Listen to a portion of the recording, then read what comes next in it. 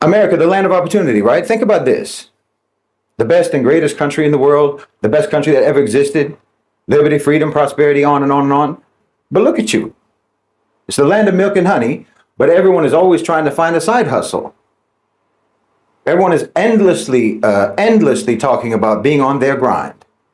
You know, motivational speakers are a billion-dollar industry. Life coaches, self-help books. Social media is full of inspirational quotes, so-called, on and on, for supposedly people who are living in the best country in the world. While you look like, to everyone else, you look like you're constantly on the verge of a nervous breakdown. You look like you're barely holding it together. Like you need someone to pump you up just to help you get out of bed in the morning. How great can it really be?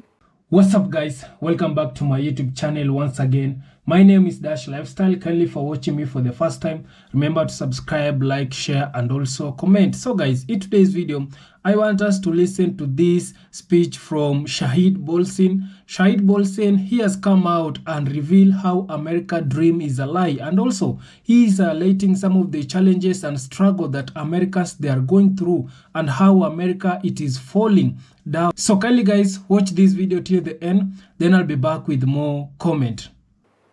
Okay, I mean, let's do an evaluation of reality just for a second. Let's look at the situation in America objectively.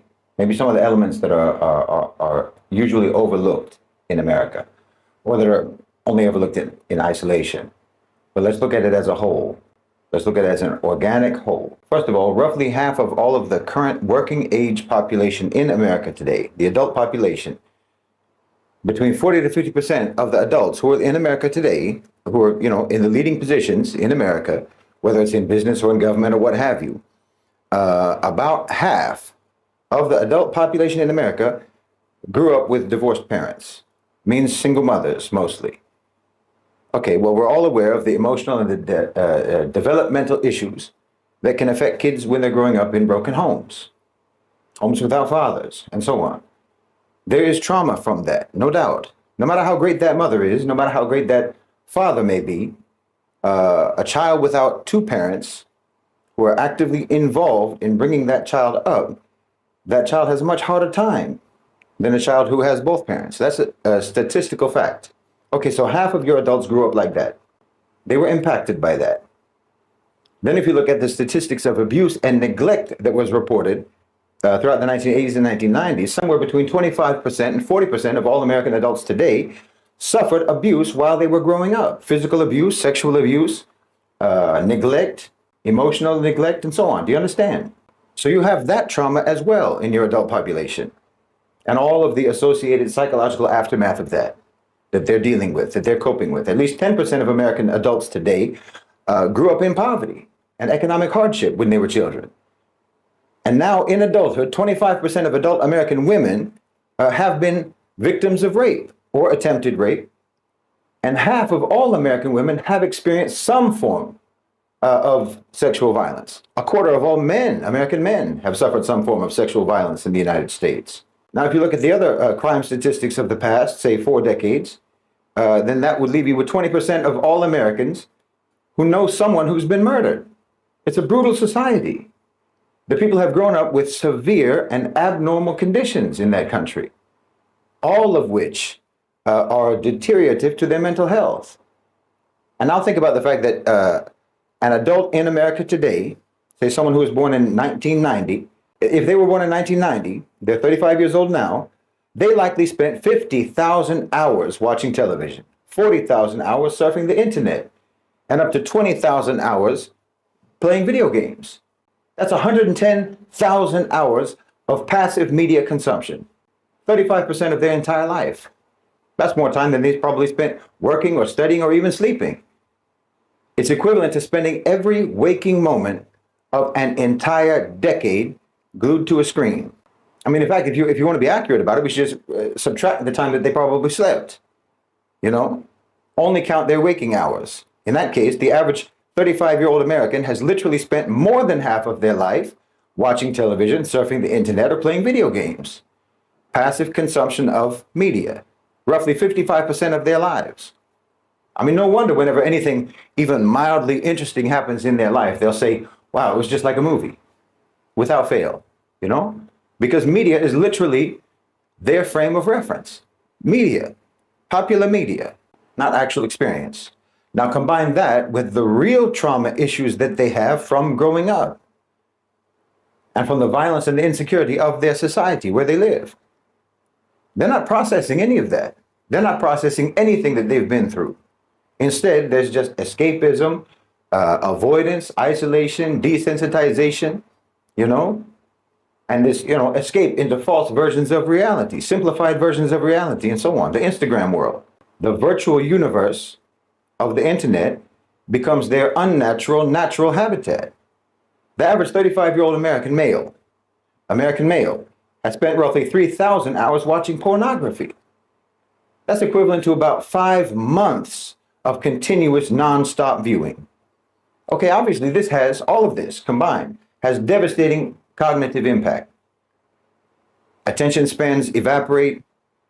There's a sort of a constant state of partial attention where people are continuously distracted. They're kind of paying attention and kind of not. It erodes their critical thinking skills, their problem solving skills. It deteriorates both their working memory and their long-term memory. It erodes their emotional regulation.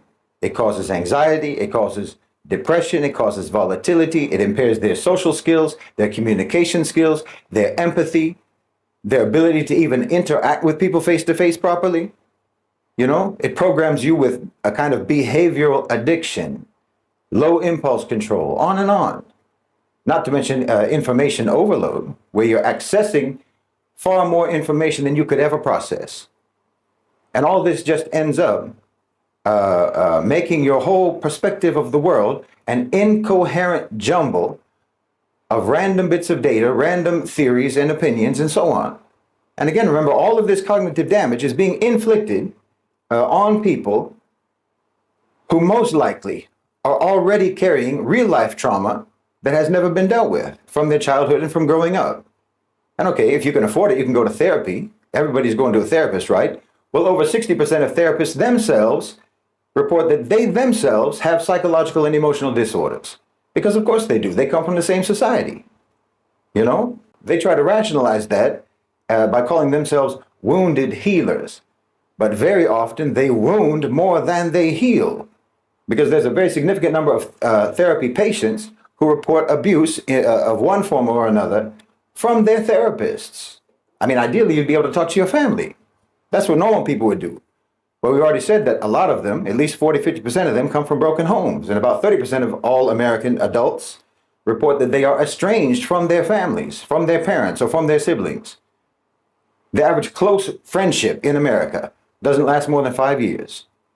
Forget about romantic relationships, dating relationships, that barely makes it to 2 years. Usually it's only a few months. Even most marriages don't last a decade in the United States. You're people who are adrift. It's a society that's adrift. There's no anchor, there's no port, there's no dock, there's no rudder. There's no map and there's no destination. That's your society. I mean, look, America, the land of opportunity, right? Think about this. The best and greatest country in the world, the best country that ever existed, liberty, freedom, prosperity, on and on and on. But look at you. It's the land of milk and honey, but everyone is always trying to find a side hustle. Everyone is endlessly talking about being on their grind. You know, motivational speakers are a billion-dollar industry. Life coaches, self-help books. Social media is full of inspirational quotes, so-called, on and on, for supposedly people who are living in the best country in the world. While you look like, to everyone else, you look like you're constantly on the verge of a nervous breakdown. You look like you're barely holding it together. Like you need someone to pump you up just to help you get out of bed in the morning. How great can it really be? You flood social media with that stuff. All that you can do it, you know, the you can do it affirmations, all the you will survive this posts. You're beautiful, you're important, you're special, you're a champion. All of that. You flood social media with that. You flood social media with those things. And everyone in the world sees it. You understand? Everyone in the world sees that, and it looks to them like America is staring in the bathroom mirror trying to pull themselves together to face the day. That's what it looks like. You see what I mean? It looks very sad to people outside. You know, people in countries that don't proclaim to be the greatest and most wonderful nation on earth Well, they don't have to hype themselves up just to do normal things. They don't have to hype themselves up just to function in the world. People in Africa, Asia, the Middle East, Latin America, so-called, they don't need motivational speakers. They don't need life coaches. They don't need inspirational Instagram quotes just to be able to stop crying in the office parking lot and go to work. Honestly, it always looks like it's a toss-up with you, whether you're going to post an inspirational, motivational quote on social media or jump off the roof. You know, to the rest of the world, your society looks like a wreck, looks like an emotional wreck. But you see, that's because the rest of the world did not spend a third of their life glued to a screen. The average person in the global south has spent a fraction of the time that Americans have spent consuming media. They also have better relationships with their families. They have better friendships. They have better support networks. You know, they have better ways of coping with trauma. They have better ways of coping with difficulty and so on, even though they're not fortunate enough to live in the best country in the world, you know? Bolivia's bathroom isn't framed with, you know, sticky notes telling it what a winner it is and how it's going to crush it today. Indonesia isn't driving to work listening to Tony Robbins on their headphones. Do you know the awkward, embarrassed silence you would get in Mauritania if you tried to give a confidence-boosting pep talk to a bunch of students? I mean, the only people in the global south, the only people in the Muslim world that this would resonate with at all are the people in those countries who are westernized. Isn't that funny? The more westernized you become, the more Americanized you become, the more you need constant affirmations and constant confidence boosting. Because westernization is alienation from normal human approaches to life, even for Westerners. And see, I'm saying all of this to say, this is why I say that all they do is lie. All they can do is lie, without even meaning to lie. They can't be truthful because they are estranged from the truth. They're estranged from reality. They're estranged from the real world. Their cognitive health is damaged. Their cognitive functions, you know, their thinking skills, their concept of reality. And there's always this smoldering, simmering, mental, psychological, and emotional illness that they're constantly trying to suppress and deny. They're barely holding themselves together, wallahi. Like I said, you flood social media with all your insecurity. You flood social media with all your inadequacy, your low self-esteem continuously. All the, you know, forced displays of bliss, all the beauty filters, all the endless cliched personal development advice. Everyone knows that you're not trying to inspire anyone but yourself. Because your life is so vacuous, your life is so purposeless, your life is so mundane compared to the fake version of life that you spent 100,000 hours absorbing since childhood. And you can't bear to compare the reality of your life with that false version of reality. So you barely are able to even walk out the door without medicating yourself in the morning, medicating yourself either with alcohol or narcotics or prescription drugs, or medicating yourself with social media likes for some vapid quote about living your best life. I mean, think about it. Your society came up with this thing. You tell people, fake it until you make it. Fake it. Fake being capable. Fake being qualified. Fake being successful. Fake being happy. You know, fake being beautiful with your beauty filters. Fake being fit. Fake being healthy. Fake being motivated. Fake being strong. Fake being wise. Fake being smart. Fake being informed. This is what you teach your people. This is what you teach your society. Why? Is it because you used to teach them that if you work hard, you can make it, and everyone found out that that was a lie? So now you tell them that the key to success is to be fake? What kind of culture is this? And again, understand that you're broadcasting this pathology all across the internet to the whole world. The whole world sees it. And now everyone knows that you're faking. Everyone knows that you're frauds. See, I'm telling you, it's impossible to get anything even like the truth from these people, because they themselves are cut off from the truth. It's not their fault. It's not necessarily because they are deliberately lying. They're deliberately dishonest. No, but they are no more capable of telling the truth than I'm capable of speaking Swahili. They can't make any sense even if they want to. The society has paralyzed them. They've been victimized. They've been traumatized. And then they were propagandized. They've been militarized, desensitized, dehumanized, and monetized. And yes, they've been neutralized, and that's a whole lot of lies. You know? So if you're American, I mean, if you're Western generally, but especially if you're American, if you were raised in America, and you went through that 110,000 hours of programming, then you have to understand that in order for you to even start learning about reality, if to even start learning, you have to understand you're not even starting at zero. You're in a hole. You're at less than zero. Because it isn't just that you're ignorant about the world, you have been miseducated about the world. So you have to actually unlearn all of that miseducation. You know, all of those tens of thousands of hours of programming, hundreds of thousands, in fact, because that includes not just your media consumption, but it also includes your schooling, your so-called education too. So you have to unlearn all of that indoctrination. You have to unlearn all of that programming just to get you out of that hole, just to get you up to zero.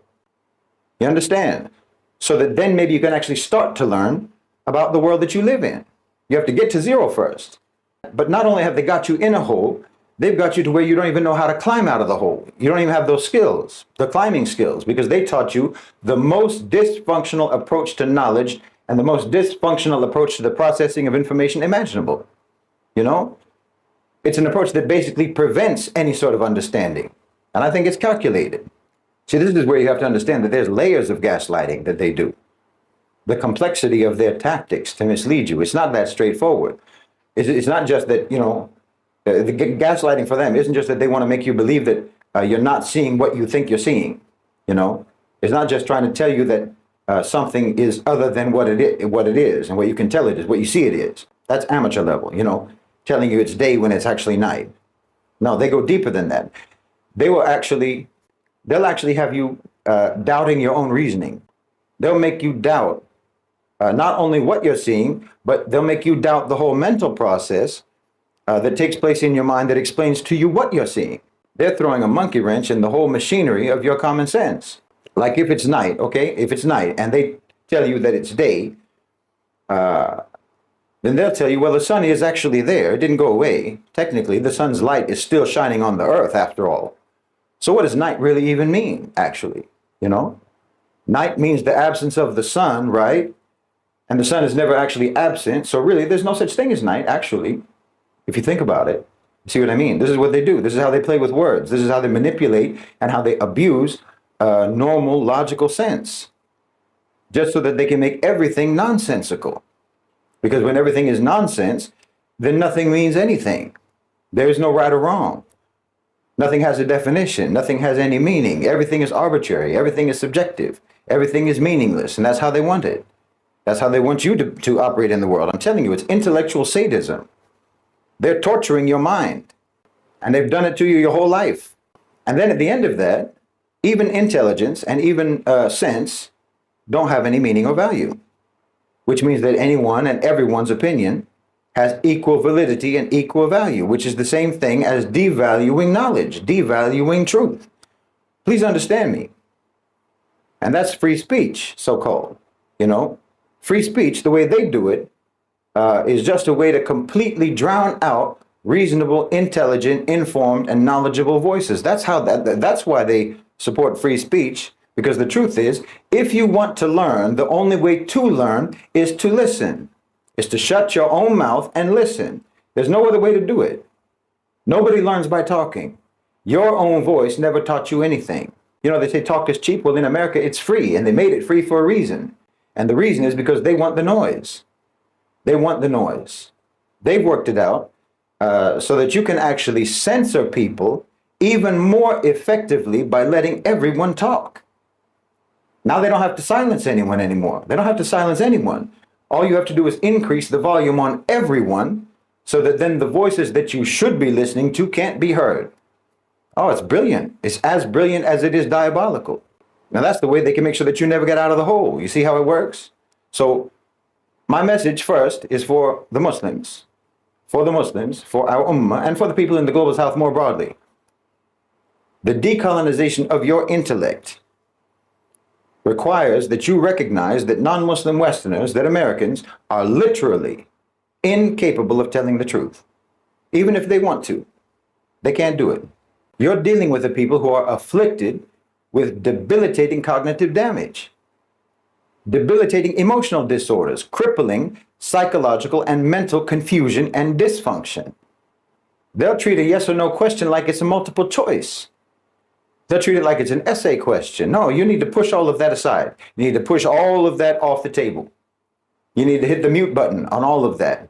And as for Westerners, as for Americans, I'm telling you that you need to recognize what your society has done to you. You need to recognize that no society that cares about you would ever do that to you.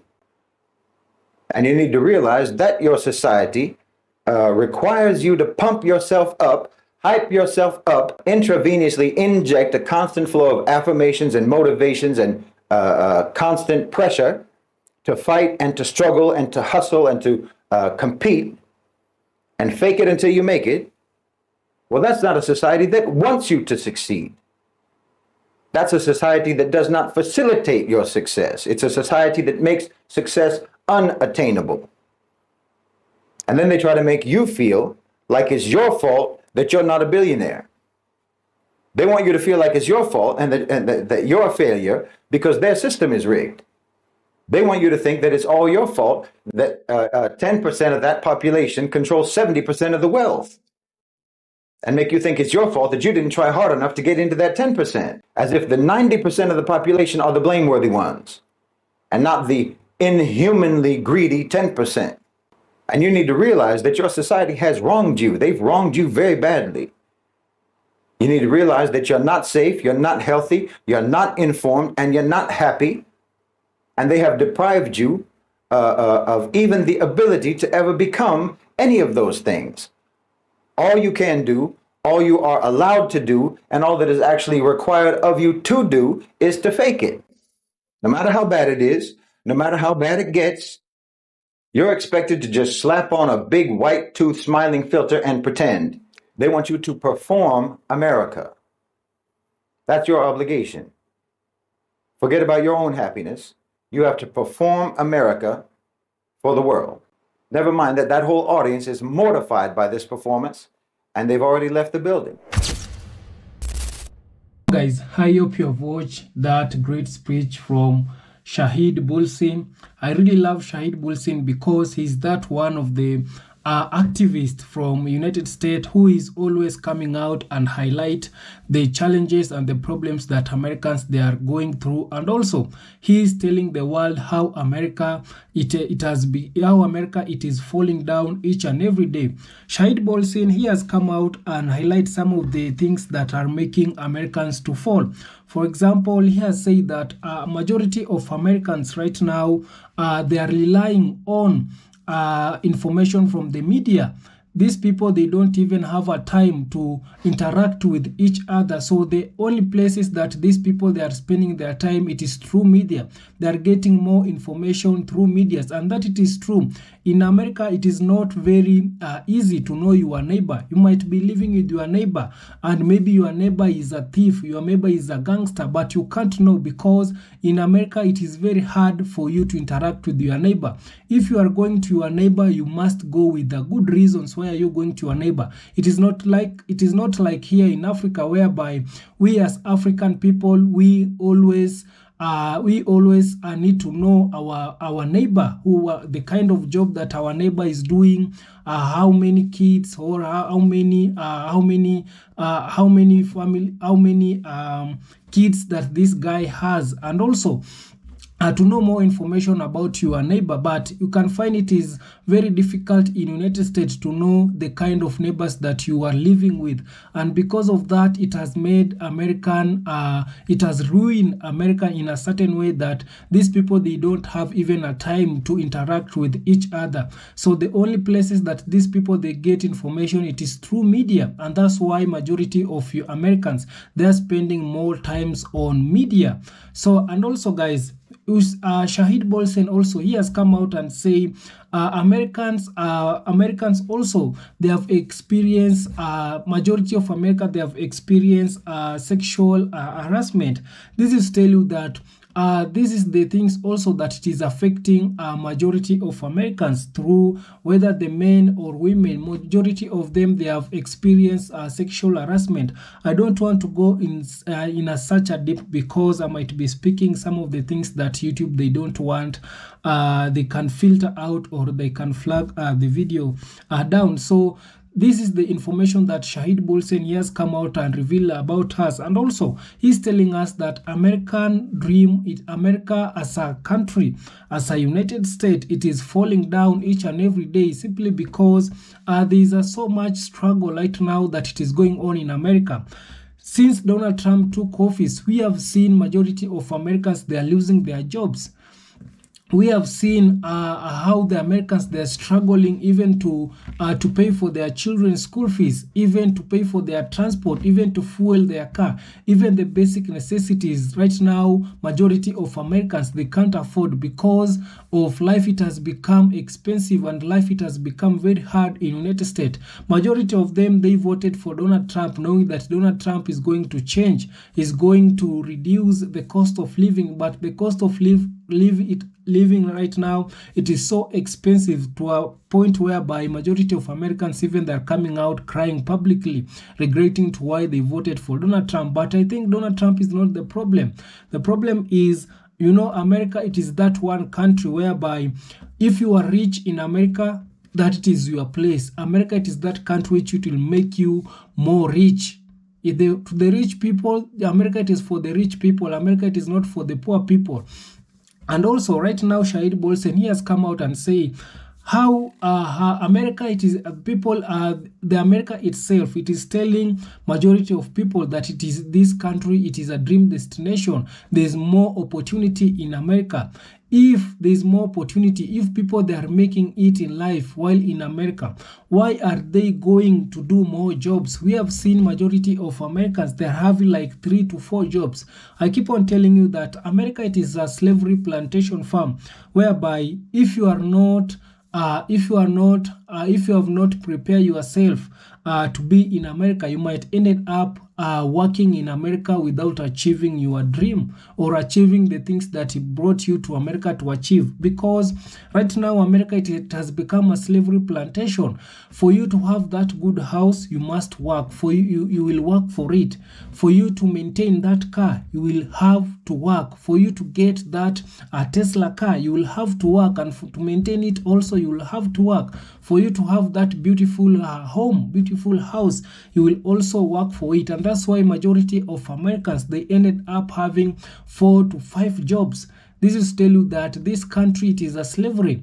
For you to be in America, you must work. Everything it is about money. And that's why Shahid Bolsen is coming out and say that the system of Americans, the Americans also, it has reached to a point whereby they are starting rejecting their system because they have come out and know the truth that this America, it is all about slavery plantation farm. Because for them to be in America, they are working even at the age of 70, 80s. The people, the Americans, they're still working because you cannot survive without having money in America. So Shahid Bolsen is coming out and telling us that American dream that you black people you are being told about, it is a lie. And also American soon it is going to fall. Yeah, America it is going to fall because for so many years we have known that America it is that superpower country.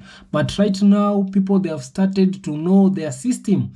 And also Americans, they have started to reject their system because we have seen majority of Americans, they are leaving their country to go in the Caribbean, to go in Mexico, simply because they are finding it very cheap to be in Mexico, to be in to stay in some of the countries in the Caribbean. Why are they running away from their country? Because they have come out and know that their country it is very expensive, and also their country they are living like a slave. For them to maintain the things that they have, they must work for it.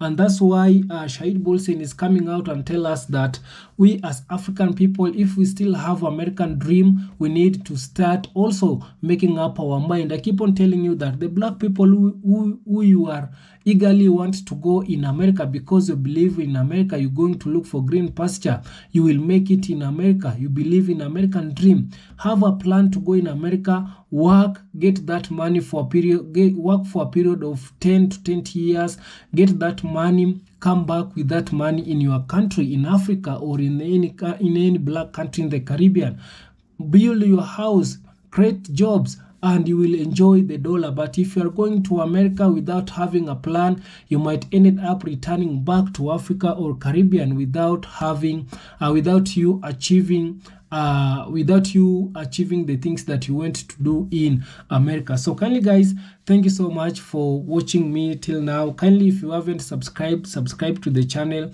like this video, and also share. And also, let's talk more on the comment section. I'll be bringing you more videos from Shahid Bolsen. And I really love Shahid Bolsen because he is educating us about America, the things that we don't know about America. And it is not only America, also he is the activist in America who is always fighting the rights of the black people. We have seen, I've done so much videos from Shahid Bolsen exposing how the black Americans, they are being treated in United States, how they are being oppressed, how they are being given less opportunity.